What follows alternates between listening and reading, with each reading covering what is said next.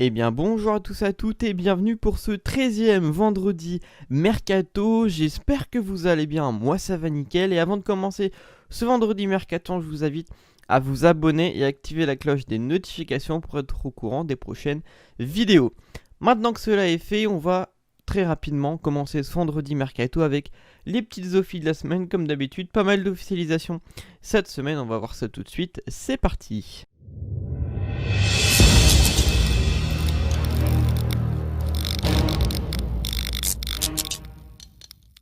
On commence les offies de la semaine du côté du LOSC qui officialise la signature de Burak Yilmaz. Donc il a quitté Beşiktaş en étant libre puisqu'il n'a pas été prolongé par le club d'Istanbul.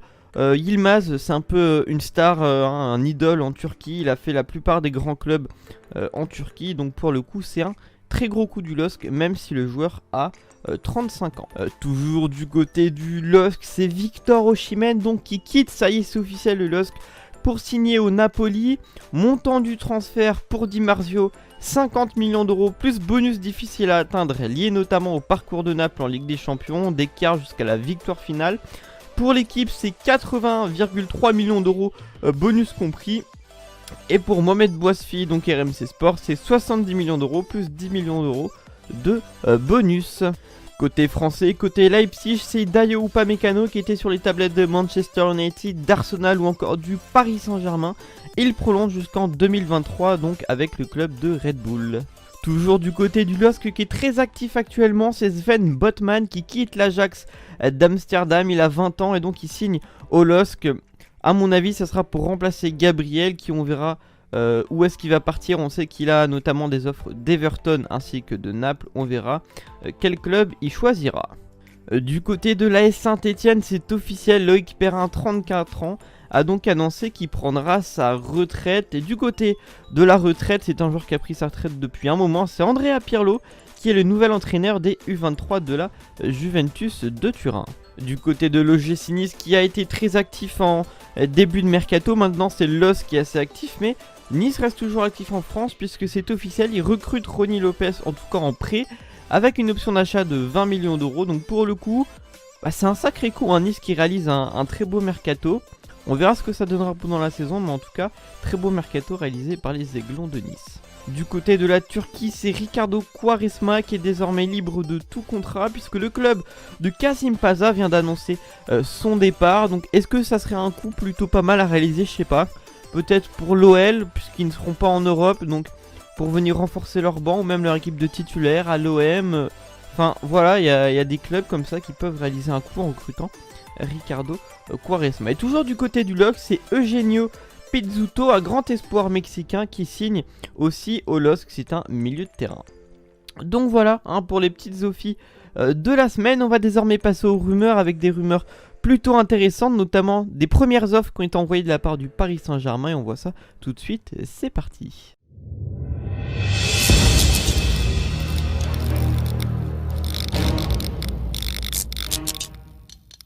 Donc on commence du côté du Paris Saint-Germain puisque selon le Disport et Alexis Bernard, le Paris Saint-Germain a proposé une offre s'approchant de 30 millions d'euros pour Thiago Alcantara. Le Bayern est ok pour s'en séparer à ce prix vu que son contrat s'achève en 2021. A ce jour, Manchester City et Liverpool sont les plus chauds dans le dossier, mais le Paris Saint-Germain a l'air de rattraper son retard puisque les trois parties sont en discussion. Donc le Paris Saint-Germain, le Bayern Munich et les agents et Thiago Alcantara. Toujours pour le Paris Saint-Germain qui continue d'envoyer ses premières offres puisque selon Sky Sport, le Paris Saint-Germain a fait une première offre entre 30 et 35 millions d'euros pour Matheus Cunha. Le Hertha Berlin a rejeté l'offre et refuse de voir son joueur partir si tôt. On rappelle qu'il est arrivé cet hiver, donc il est arrivé il y a seulement 6 mois et avec donc la crise du Covid-19 et donc le confinement et les arrêts du championnat, il n'a pas vraiment joué beaucoup de matchs. Mais en tout cas, il n'est pas écarté que Paris revienne à la charge avec une meilleure offre.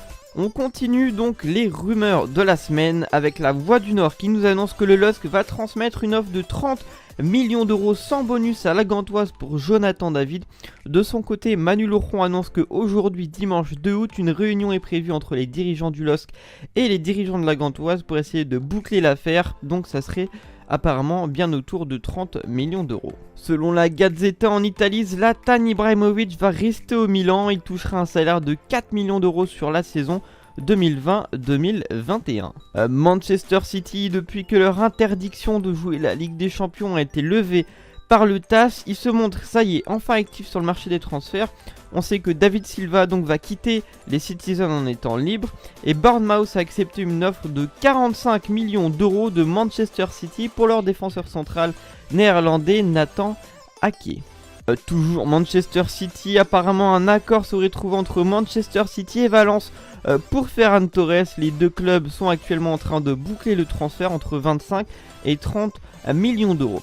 Du côté du LOSC, on sait que Jonathan David va très certainement signer au LOSC. Et bah c'est Orestis Karnesis, 35 ans, qui va quitter Naples et signer au LOSC. Le montant du transfert est estimé entre 4 à 5 millions d'euros selon l'équipe. Et donc Mike Maignan est ainsi très probablement sur le départ du LOSC. Donc quel club va le recruter? On ne sait pas, en tout cas on sait que le Paris Saint-Germain est intéressé par Mike Maignan, donc pour le faire venir en tant que numéro 2 et pour préparer l'après Keylor Navas. Selon Sport24 Russie, François Kamano va quitter Bordeaux et signer au Lokomotiv Moscou contre 7 millions d'euros. Une information qui a aussi été confirmée par Manu Laurent, donc ça pourrait débloquer des premiers dossiers du côté des Girondins de Bordeaux. Donc voilà pour les rumeurs de la semaine. On va maintenant passer au 5 avec pas mal d'informations, notamment sur Manchester City et ses sanctions, Newcastle et d'autres petites informations. Allez, c'est parti.